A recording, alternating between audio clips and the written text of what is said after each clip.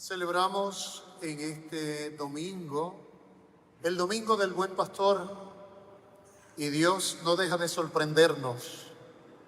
Me sorprende a mí más porque hoy pues tengo a mi hermano, mi cuñada, mi sobrino en esta celebración, donde celebramos en gran medida lo que es el pastoreo en la iglesia, así es que un regalito que Papá Dios me hace en este domingo.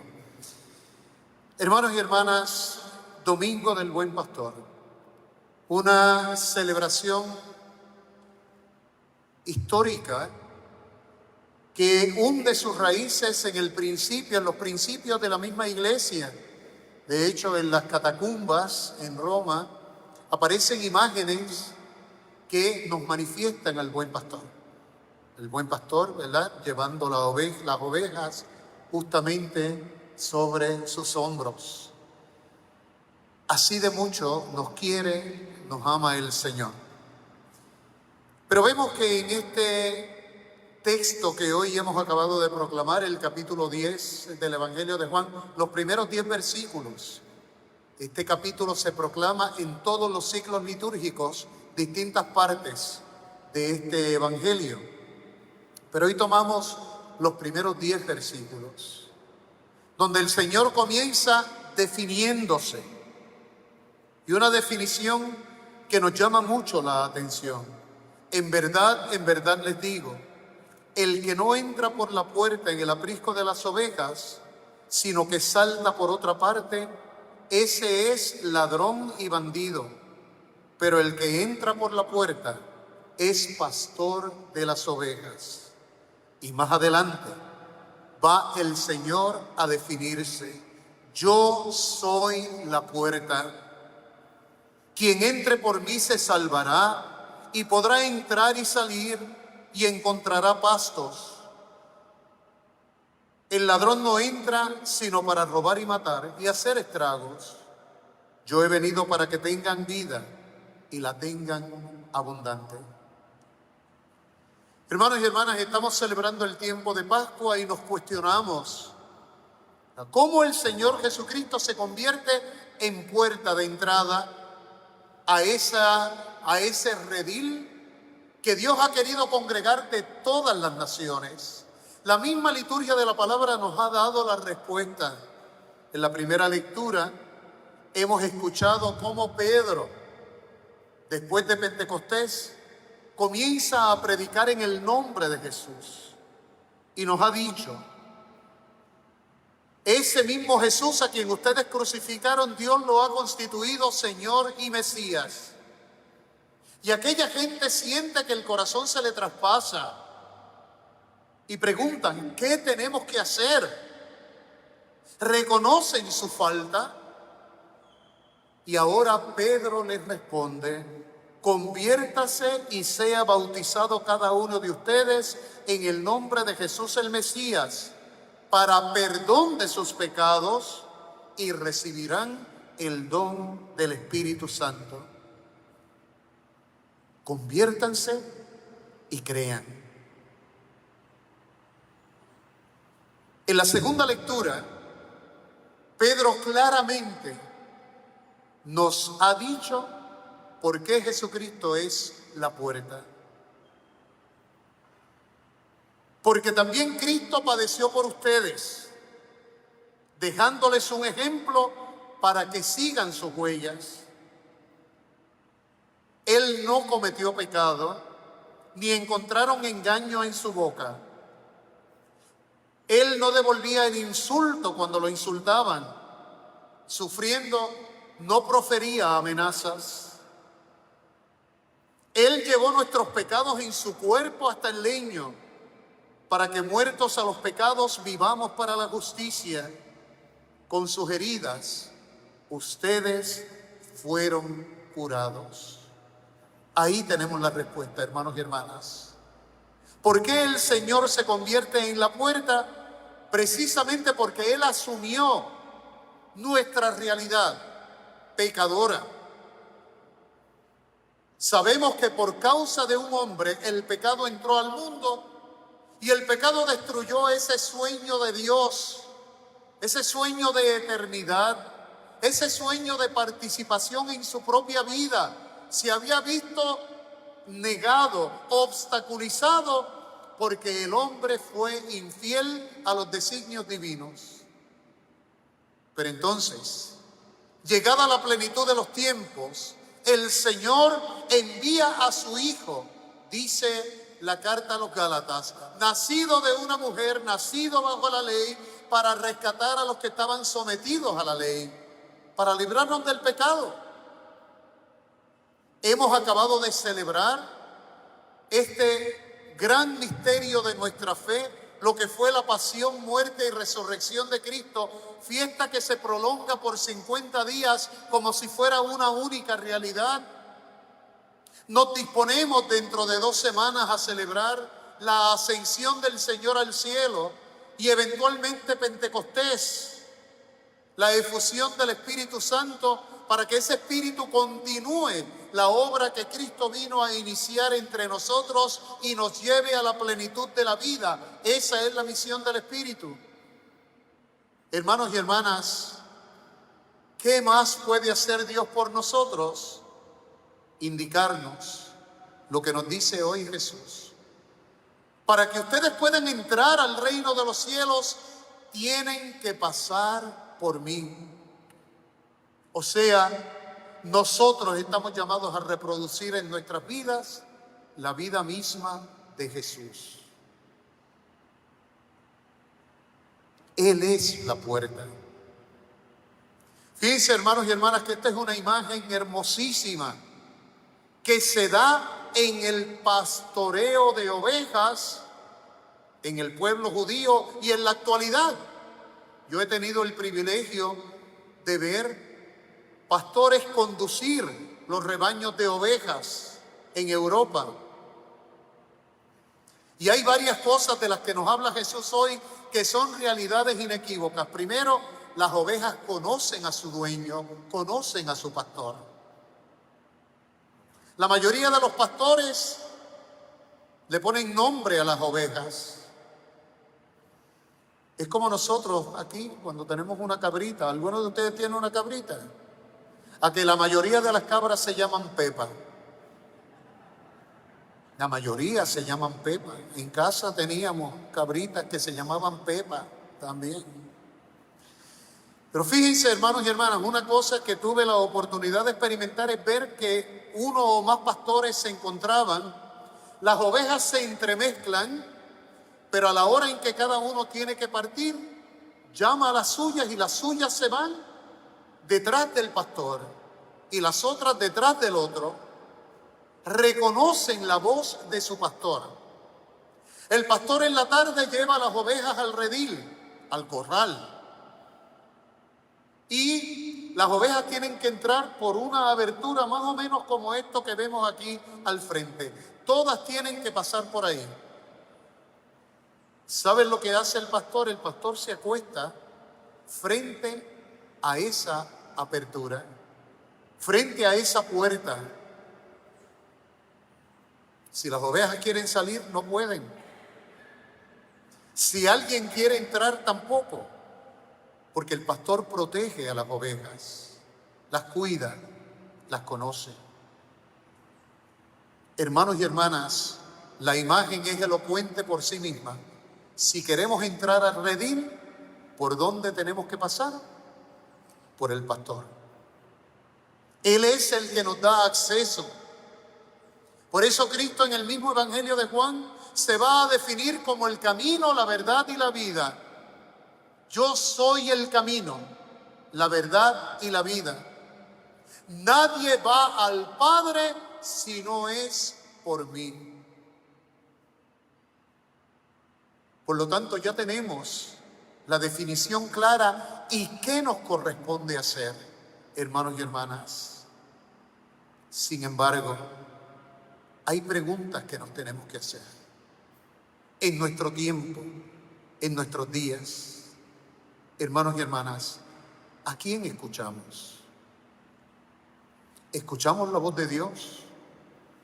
¿Nos damos tiempo para escuchar al Señor que hable a nuestro corazón? Le damos tiempo a Dios en nuestra oración, en nuestra meditación, en nuestra lectura de la Santa Palabra. Dejamos que Dios se dirija a nosotros. Desgraciadamente vivimos en un mundo plagado de ruidos, plagado de ruidos. Hermanos y hermanas, vemos situaciones que nos desvían nuestra atención de donde debe de estar. Nuestra atención debe estar puesta en Dios.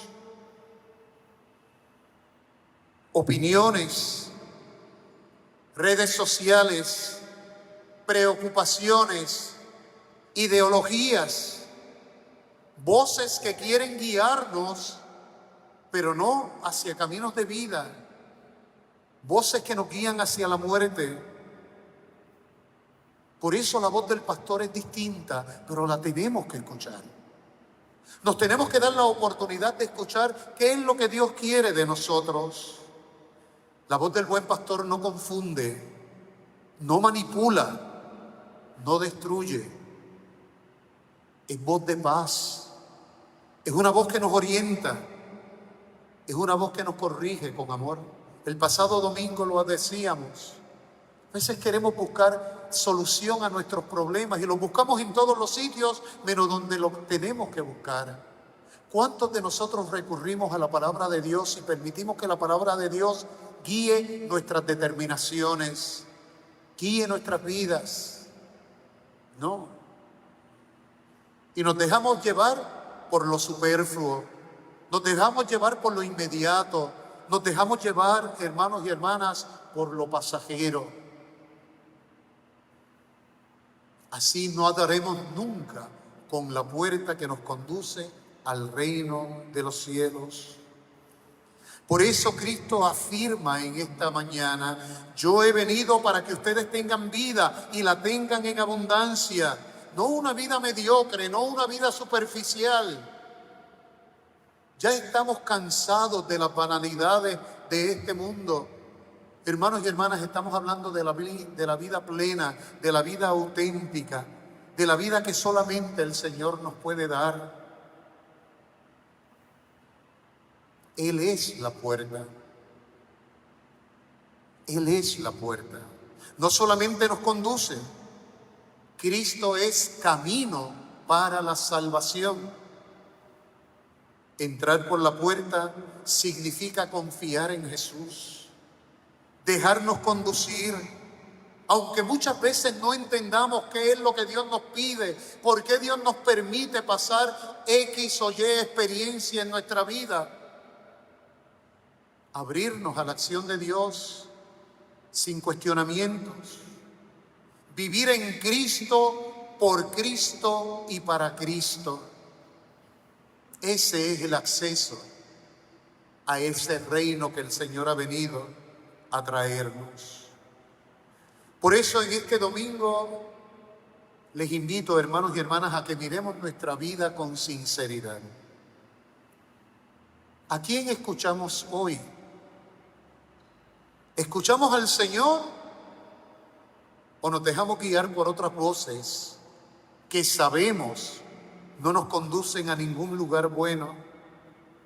¿Me dejo guiar por Dios o quiero seguir el camino que a mí me da la real y santísima gana? Recordemos que no estamos solos. El buen pastor nos lleva sobre sus hombros. Él continúa llamándonos por nuestro nombre. Nos busca cuando nos perdemos. Nos habla. Aunque no querramos escuchar, Dios sigue hablando. Por eso, en este día, hermanos y hermanas, pedimos la gracia de reconocer la voz de Dios en medio de tanto ruido. Hagamos espacio para escuchar a Dios que nos habla. Pidamos la gracia de seguirlo con confianza, de vivir con la seguridad de que guiados por el buen pastor no nos faltará nada. ¿Acaso no lo hemos dicho en el Salmo responsorial? El Señor es mi pastor, nada me falta. Esto es convicción. Esto no es un deseo, es la convicción. En verdes praderas me hace recostar, me conduce hacia fuentes tranquilas, repara mis fuerzas, me guía por el sendero justo, por el honor de su nombre. Aunque camine por cañadas oscuras, nada temo, porque tú vas conmigo. Dios no nos abandona. Tu vara y tu cayado me sosiegan. Preparas una mesa ante mí enfrente de mis enemigos. Me unges la cabeza con perfume y mi copa rebosa. Tu bondad y tu misericordia me acompañan todos los días de mi vida. Y si esto es así, si verdaderamente creo que nada me falta en el nombre del Señor, habitaré en la casa del Señor por años sin término. Esa es nuestra esperanza, hermanos y hermanas. Queremos participar de la vida de Dios. Pidamos la gracia de entrar por la puerta que es Cristo. No quiero concluir esta celebración, esta reflexión, hermanos y hermanas, sin hacer referencia a esta jornada que realizamos hoy, la jornada de oración por las vocaciones. Mucha gente me dice, padre, es que hay una gran crisis de vocaciones. Hermanos y hermanas, no hay crisis de vocaciones, eso es una mentira. Hay crisis de respuesta a la llamada de Dios. Porque el Señor sigue llamando, sigue tocando a la puerta del corazón de muchos. La crisis está en que no queremos responder. Por eso hoy hacemos nuestro ese reclamo que nos hace el Señor. Pidan al dueño de la mies que envíe obreros a su mies. Yo les pregunto, hermanos y hermanas, pregunta retórica, ¿cuántos aquí hoy hemos orado ya para que haya un aumento de respuesta a la vocación al sacerdocio o a la vida consagrada? Y nos vamos a dar cuenta de que no hacemos eso. Pedido por el Señor, pidan un mandato directo, pero no nos sentimos concernidos con la llamada que el Señor nos hace. Queremos que haya sacerdotes, queremos que haya ministros, queremos que haya personas que conduzcan a la iglesia, pero no se lo pedimos a quien lo tenemos que pedir. Entonces hoy, en esta jornada, vamos a pedir al Señor que aumente la capacidad de respuesta en tantos hombres y mujeres que llevan tiempo cuestionándose. ¿Es esto lo que Dios quiere de mí? Pero también, hermanos y hermanas, les invitamos a pedir por los que ya estamos ejerciendo el ministerio, porque muchas veces la petición se va a pedir a Dios que envíe, pues vamos a pedir a Dios también que sostenga a los que ya llevamos unos añitos ejerciendo este ministerio, para que el Señor nos dé la gracia de fidelidad constante, para que el Señor nos ayude a reconocer la grandeza del misterio que pone en nuestras manos, para que el Señor nos ayude a ser fieles a la vocación a la que nos ha llamado y que podamos ser los pastores que la iglesia necesita para estos tiempos. El otro día tuve la ocasión de escuchar una canción que verdaderamente me dejó perplejo, pero una canción que invitaba precisamente a eso, a pedir no por los pastores que nosotros queremos a nuestra imagen y semejanza, sino por los pastores que deben regir la iglesia de Cristo, porque todos necesitamos de esa oración. Más que criticar, que eso lo sabemos hacer y con mucha facilidad y con mucha, ¿cómo les digo? Muy seguidito, criticar a los curas porque no son como nosotros quisiéramos que fueran. Mejor orar pedir al Señor que les dé la gracia de poder cumplir el ministerio que el Señor mismo le ha encomendado, porque la gran verdad es que buenos, malos, feos, bajitos, gordos o flacos, a través de sus manos es que Jesús viene a nosotros. No hay otra manera en la que el Señor se pueda manifestar que no sea a través de las manos de un sacerdote.